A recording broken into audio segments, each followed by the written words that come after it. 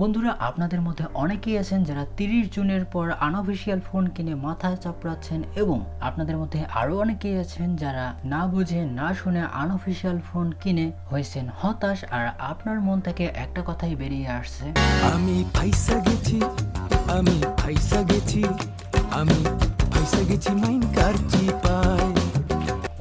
হতাশ হবার কিচ্ছু নেই। আপনারা যারা অলরেডি 30 জুনের পর আনঅফিশিয়াল ফোন কিনে ফেলেছেন, অথবা আপনারা যারা চিন্তা করছেন আমি কম দামে একটা ভালো স্মার্টফোন কিনবো, বিশেষ করে আনঅফিশিয়াল ফোন, তো এটি আপনার জন্য হতে পারে একটা খুবই সমস্যা ছাড়াই যে কোনো ধরনের স্মার্টফোন চালাতে পারবেন। তো এটা আমার কথা না, এটি ডাক ও টেলিযোগাযোগ মন্ত্রী মোস্তফা জব্বার স্যারের ফেসবুক হ্যান্ডেল থেকে এবং ওভারঅল গভর্নমেন্টের কাছ থেকে আসা খবর অনুযায়ী আপনাদেরকে বলছি। তাই আপনি যদি ইন্টারেস্ট থাকেন আনঅফিশিয়াল বা এই বিষয়টি জানার উপর, কেন আপনি নেক্সট টাইম আনঅফিশিয়াল ফোন বাংলাদেশে চালাতে পারবেন, তো শেষ পর্যন্ত ভিডিওটি দেখতে থাকুন, জানতে পারবেন অনেক কিছুই। হে হোয়াটসঅ্যাপ নিং গাইজ, আবারও সিপিস here, you are watching PC tech BD. So let's begin.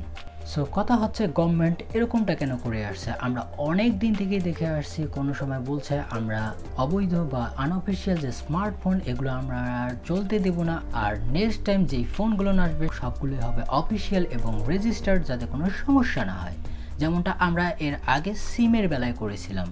তো এটি তারা করতে গিয়েও অনেক সময় অনেক জায়গায় তারা হোঁচট খেয়েছে। কেননা বাংলাদেশে আনঅফিশিয়াল ফোন অনেক ভক্ত। তার আগে জেনে নিই বাংলাদেশে আনঅফিশিয়াল ফোনগুলো কেন এত পপুলার।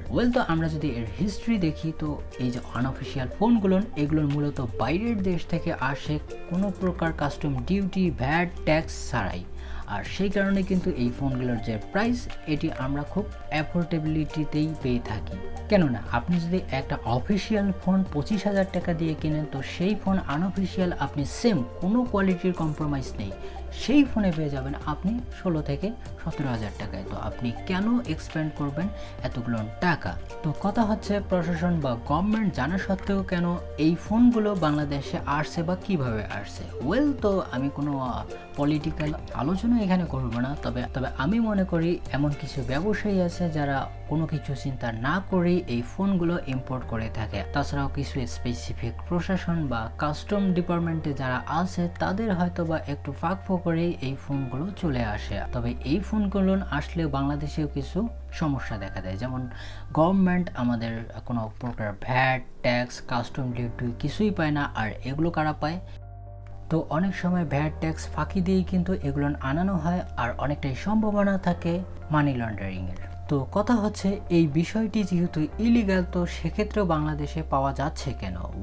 তো আমি যদি কাস্টমারের পার্সপেক্টিভ থেকে বলি, তো সেক্ষেত্রে আপনি একটা জিনিস খেয়াল করুন। তো আমি যদি নিজের পার্সপেক্টিভ থেকেও চিন্তা করি, আমি একটা যদি সেম ফোনে যদি আমি 5 থেকে 10,000 টাকা ছাড় পাই, তো সেক্ষেত্রে অবশ্যই আমার অধিকার রয়েছে কাস্টমার হিসেবে কম দামের জিনিসটি কেনা, যেহেতু এটি মার্কেটে অ্যাভেলেবেল। তো সেক্ষেত্রেও কোনো কাস্টমারের দোষ নেই। তো কথা হচ্ছে, বর্তমান সময়ে বাংলাদেশে অনেক আনঅফিশিয়াল ফোন আছে, যা অগন্তি। তো সেক্ষেত্রে দেখা যায় অনেকেই আছেন আপনার বা আমার মতো, অথবা অনেকের মতো ডুয়েল মাল্টিপল ফোন বা এক্সট্রা অফিশিয়াল ফোন চালায় না। তো সেক্ষেত্রে যারা সিঙ্গেল ফোন ইউজ করছেন আনঅফিশিয়াল, তারা কিন্তু বাংলাদেশের নেটওয়ার্ক সার্ভিস ইউজ করতে পারছে না। তারা পড়ে যাচ্ছে একটা ফ্রাস্ট্রেটিং বিষয়ে, অথবা অনেক অসুবিধার সৃষ্টি হচ্ছে। তাছাড়াও তারা তো ফোনটি টাকা দিয়েই কিনেছে, তো সেক্ষেত্রে তারা কেন হ্যারাসমেন্টের শিকার হবে? আর এই কারণেই কিন্তু গভর্নমেন্ট বিষয়টিকে আমলে নিয়েছে, এবং এবারে যে সিদ্ধান্তটি দিয়েছে এটি অনেক ইন্টারেস্টিং। বর্তমান সময়ে আপনি যদি একটা আনঅফিশিয়াল ফোন চালাতে চান, কোনো সমস্যা ছাড়াই চালাতে পারবেন। তাই আপনারা যারা আনঅফিশিয়াল ফোন নিয়ে সমস্যায় ছিলেন, চিন্তায় ছিলেন, আপনাদের চিন্তা খতম হয়ে গেছে। তবে কথা হচ্ছে, গভর্নমেন্ট অনেক দিন থেকে, বলা যায় 13-14 সাল থেকে এরকম বলে আসছে যে আমরা আনঅফিশিয়াল ফোনগুলোকে বা অবৈধ ফোনগুলোকে নেটওয়ার্কের বাইরে করে দেব, যাতে চালাতে না পারে। তো এরকম তো অনেক দিন থেকে শুনেই আসছি। তো এরকম কেন করছে? আসলে সামনেও কি এরকম কোনো স্টেটমেন্ট আসবে? আসলে ফিউচার তো বলা যাচ্ছে না, তবে এটুকু বলা যায় যে সামনেও কোনো সমস্যা সমস্যা ছাড়াই এই যে আনঅফিশিয়াল ফোনগুলো আছে কোনো সমস্যা ছাড়াই চলতে পারে। তো কথা হচ্ছে আমাদের কি আনঅফিশিয়াল ফোন কেনা উচিত? ওয়েল, তো আপনাদেরকে অবশ্যই রিকমেন্ড করব না যে আপনারা আনঅফিশিয়াল ফোন নেন, তবে এটি আমি কর্তৃপক্ষের নিকট আবেদন জানাবো যে এই যে অফিশিয়াল ফোনগুলোর প্রাইসিং হয়ে থাকে এটি তুলনামূলকভাবে অনেক বেশি হয়ে থাকে, এটি যদি একটু রিডিউস করা যায় অথবা কোনো ওয়েতে বাংলাদেশে অ্যাসেম্বল বা ম্যানুফ্যাকচারিং প্ল্যান্ট করা যায় তো সেক্ষেত্রে অনেক ভ্যাট ট্যাক্স বেঁচে যেতে পারে, ফলে যে এর প্রাইস এটি একটু কমতে পারে। আমি আশা করব যে সব কিছুই যাতে সামনে ঠিক হয়ে যায়।